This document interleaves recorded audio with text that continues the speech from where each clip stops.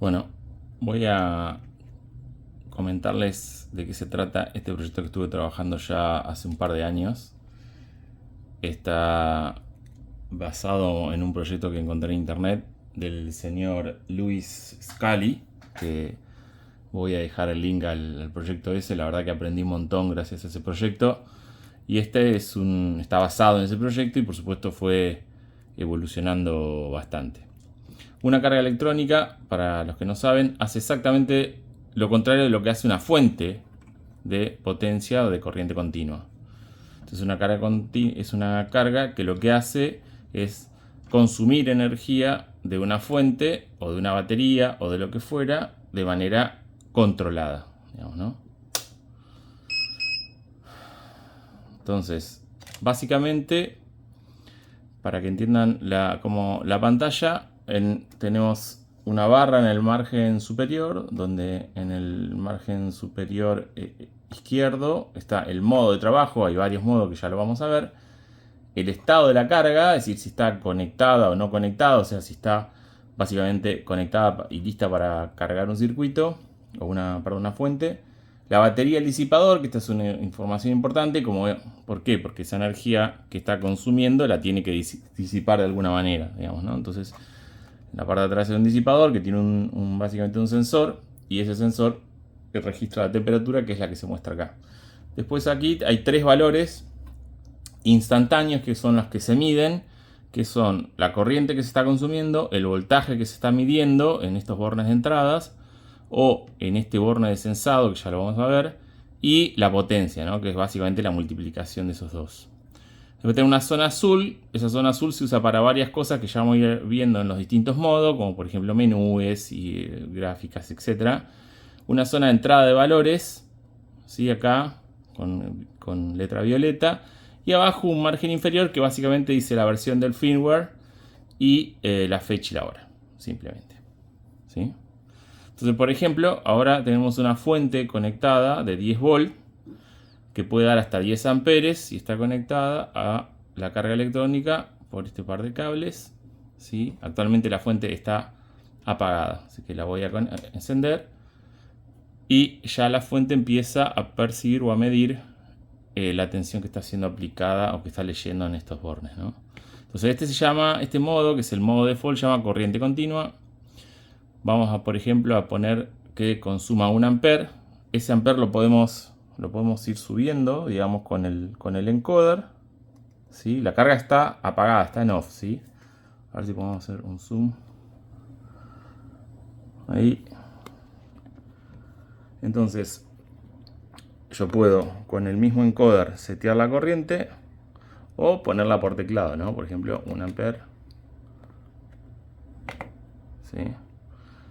Entonces ahí ya está preparada la fuente para consumir hasta 1 ampere, pero está en off. Con este botón rojo grande, perdón, por la cámara, vamos a resetear la escena, ahí está. Le damos activar la carga y lo que hace, empieza a consumir 1 ampere de la fuente, ¿sí? Ese ampere yo lo puedo ir modificando. Tengo unas teclas de dirección acá también que puedo ir cambiando el dígito que quiero editar. Puedo subir la corriente, por ejemplo 1.2, 1.3, 4 amperes. Desconectarla en cualquier momento, ¿sí? Pero básicamente lo que estoy haciendo es exigiendo a esta fuente que consuma una corriente que yo le estoy seteando en esta parte. Por eso corriente continua se llama el modo. Este botón de modo, permite ir a otro tipo de modo, que es el modo potencia constante o constant power, por eso CP. Y básicamente acá yo le digo cuántos watts quiero consumir de la fuente. Por ejemplo, si yo le pongo que quiero consumir 10 watts, pongo acá como hicimos antes, puedo escribirlo con el teclado o ponerlo, 10 watts, ¿sí? Activo la fuente y va a consumir los amperes que sean necesarios para llegar a consumir los 10 watts, ¿sí? Acá hay que tener presente de que este cable tiene pérdidas, o sea, yo estoy sensando actualmente la tensión desde estos bornes, pero hay caída de tensión, sobre todo cuanto más corriente más caída. Entonces hay que tener en cuenta que puede ser que esa tensión caiga, pero porque hay pérdida en el cable de energía, ¿no?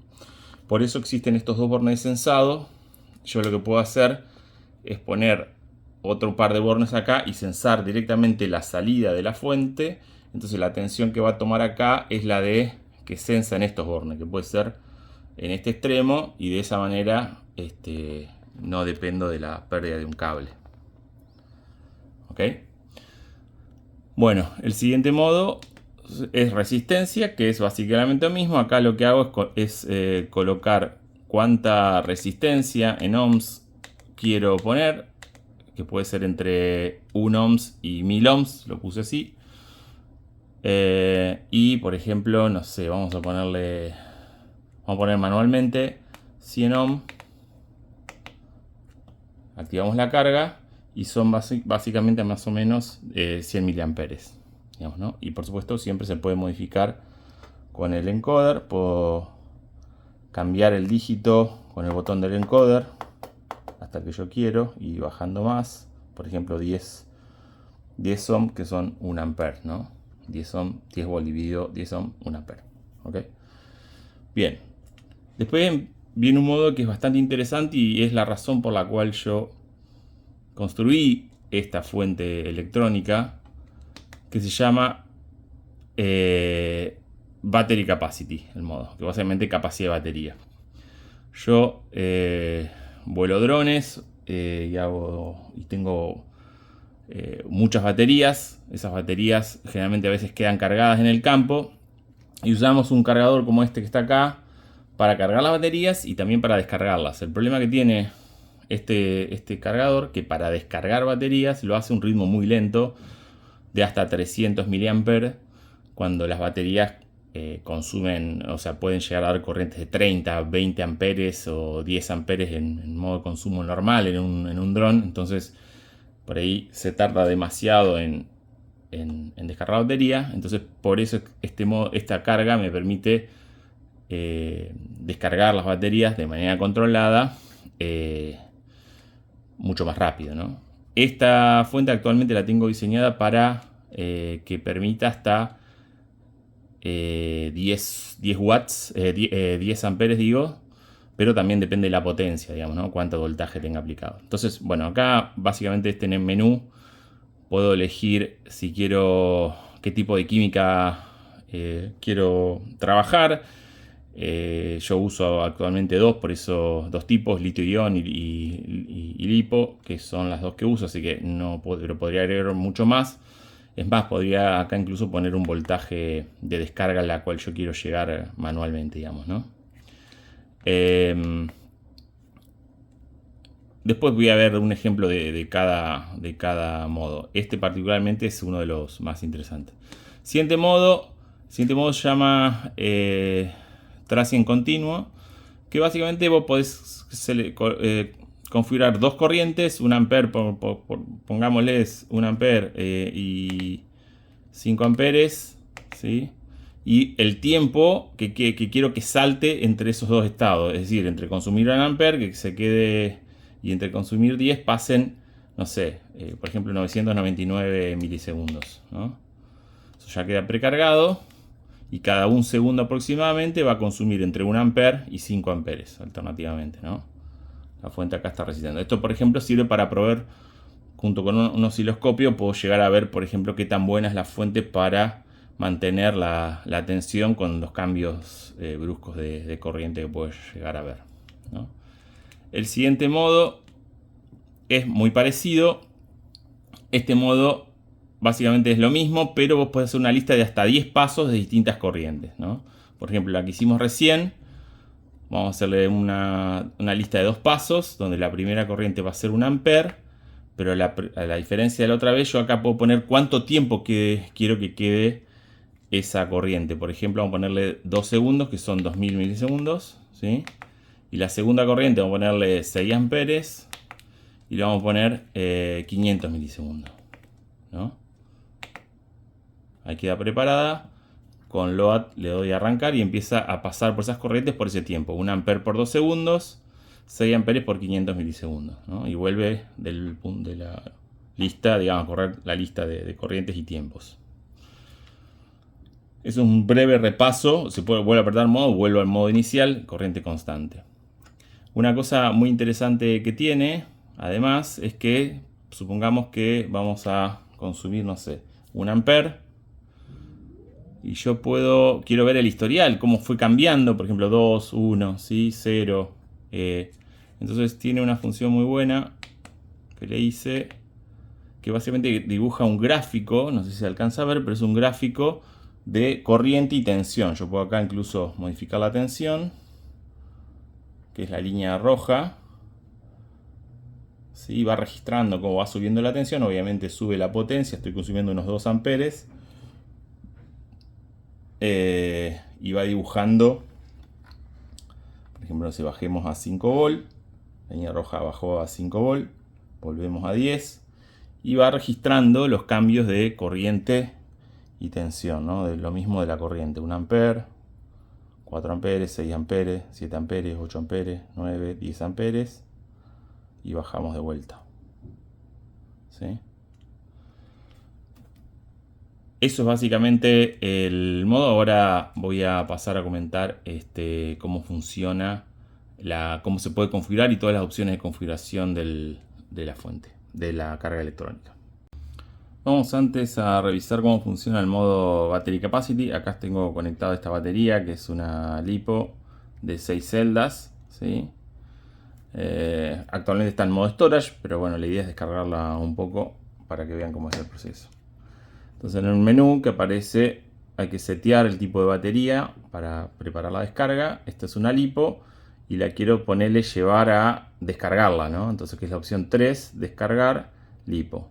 Opción 3. ¿Sí? Y aquí hay que ingresarle la cantidad de celdas. En este caso son 6 celdas. ¿Sí? Entonces ya sabe que para 6 celdas la tensión de corte, de descarga de la batería, va a ser 21.6 volt. ¿Sí? Dice que está lista. Esta, acuérdense, es la tensión que está censando ahora por los bornes. La batería está conectada. Y acá voy a setear la corriente a la que quiero descargar. Vamos a ponerle, no sé, 4 amperes. ¿Sí? 4 amperes. Todavía estamos preparando, digamos, ¿no? Fíjense acá la pantalla me dice el tipo de batería que seleccioné, que es LiPo. La corriente que uso, ya dije, el tiempo que estuvo descargando y capacidad. ¿Por qué? Porque mide los miliampere hora que fue descargando de la batería. Es una buena forma de medir, por ejemplo, si esta batería está cargada, debería por lo menos llegar a descargar la batería y haber medido 1300 miliampere hora como tiene esta batería. Como dije, actualmente la batería está en modo storage, así que está en una tensión de 30% de capacidad, así que no está a full de capacidad, pero bueno, es un ejemplo nomás. Entonces, 4 amperes, lo doy a arrancar y empieza a consumir 4 amperes, ¿sí? Acá indica está descargando la batería, el tiempo como dije, y los miliamperes que está consumiendo, que está midiendo de descarga, ¿no? Ahí arriba, como se ven, ya está llegando a los 40 grados, a esa temperatura lo que hace la fuente se enciende los ventiladores ¿cómo se llama? Del disipador que tiene atrás. Después voy a explicar cómo funciona todo el circuito, pero en principio básicamente lo que intentan es bajar la temperatura, ¿no? Y como siempre, con el gráfico puedo llegar a ver la corriente. Vamos a bajarlo un poquito. La corriente, para que vea cómo se cambia, y la tensión de la batería, digamos, ¿no? Esto obviamente lo va a ir midiendo con el tiempo. La tensión de la batería va a ir descargándose y a la corriente que nosotros le digamos. Siempre midiendo los miliampere hora que esté descargando, que se hayan descargado. En cualquier momento puedo pausar la descarga. Por ejemplo, si veo que está muy caliente el disipador, igual tiene una protección, digamos, pero para que no salte la protección, paramos un cachito y la volvemos a arrancar en cualquier momento. Y continúa con el proceso. Este para mí es uno de los modos que más uso, además del corriente constante, para probar distintas cosas. Por ejemplo, no sé, un regulador de tensión de 5 volt que no funciona, un cargador de celular que hay que ver si realmente da los 2 amperes que dice que tiene que dar, etcétera. Es una herramienta muy útil para un tallercito de electrónica, un hobbyista como yo. Así que bueno, ahora vamos a ver todas las posibilidades que tengo para configurar la carga electrónica, para setear distintas cosas, límites, etcétera. Vamos a parar la descarga. Como siempre podemos ver cómo fue el progreso de la descarga. Bueno, esto tiene un modo que se llama configuración. En configuración tenemos varias cosas. Configuraciones de protección, de calibración, de hacer un upgrade de firmware para poder hacer actualizaciones, para cambiar la hora del reloj, ajustar la hora del reloj y obviamente para salir. Esto siempre se puede usar las opciones de salida con las flechas o incluso con el encoder. Cambiarlo. Entonces vamos a protección, entramos al menú de protección y tenemos dos opciones: o volver al menú anterior o, por ejemplo, configurar límites. Límites actualmente está en 10 amperes, que es lo máximo. Potencia está en 200 watts límite, pero yo podría entrar acá y decir, no, ¿sabes qué? Para esta sesión no quiero que superar los 9 amperes, ¿sí? Etcétera. O en 200 watts, no, esta vez quiero, no sé, bajarlo a 190, ¿sí? Lo mismo la temperatura del disipador que voy a permitir, ¿no? Máxima.